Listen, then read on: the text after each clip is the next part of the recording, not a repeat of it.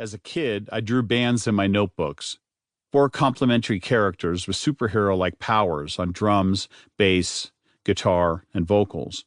Those guys always looked cool and always had the best songs, played them well, and the lyrics had something to say. In my mind, I was building a new kind of monster. Those bands were Mötley in embryo form. All I had to do was move out to Los Angeles, learn to play bass, and find 3 other musicians who saw the world the way I did. In the end, that's what happened.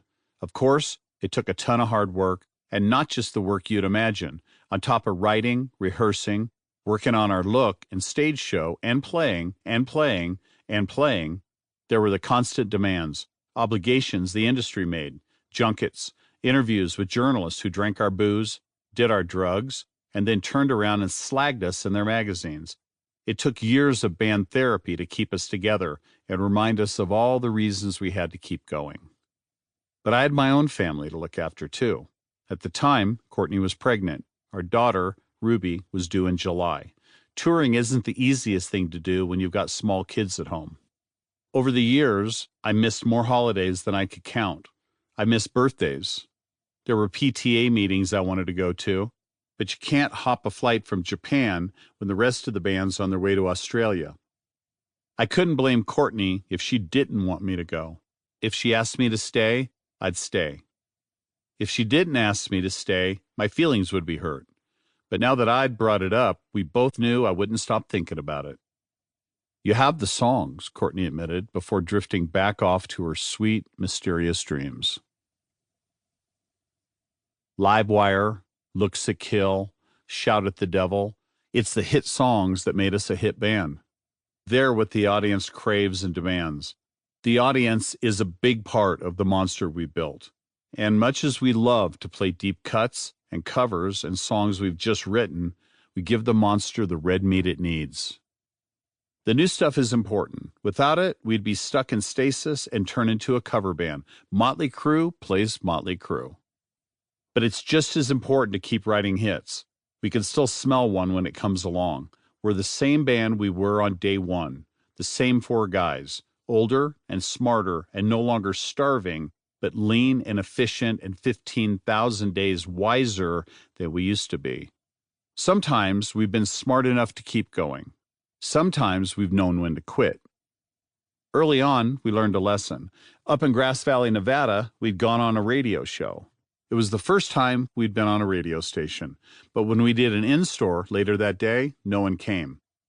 We stood there, looking through records, pretending to shop. 3 guys with blue-black hair, 1 guy with bleached hair, and we just happened to be buying records. A few hours earlier, we'd been so excited. Now, nobody knew who we were. We didn't want to be seen like that, standing around, shuffling our feet, looking disheartened. As we were leaving, we saw a cool-looking guy with long hair. I was like, "Oh, there's another musician."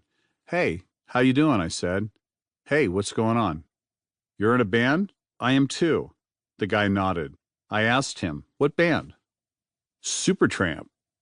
I was a Supertramp fan. There were some Supertramp songs I loved. But before I could ask any questions, the guy said the one thing you usually don't want to hear from an old band you've loved.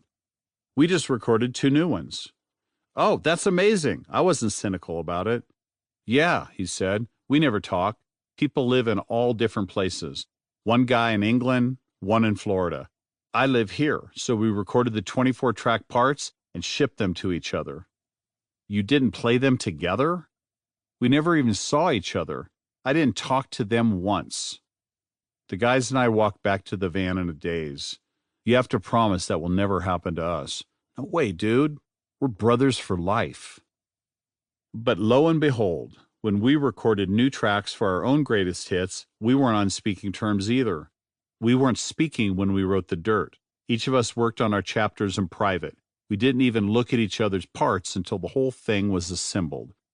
That wouldn't have worked out so well on the stage.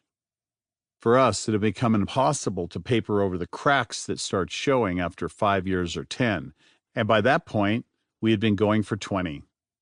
When you're young, you can show up hungover, wearing the clothes you've been wearing all week, and somehow you look good. You look good in your tight pants and heels and have all your hair. Then one day you wake up and it all takes more effort. To keep listening to this audiobook for free, click the link in the description. It will take you to a free Audible trial where you can listen to this and many other books for free for 30 days.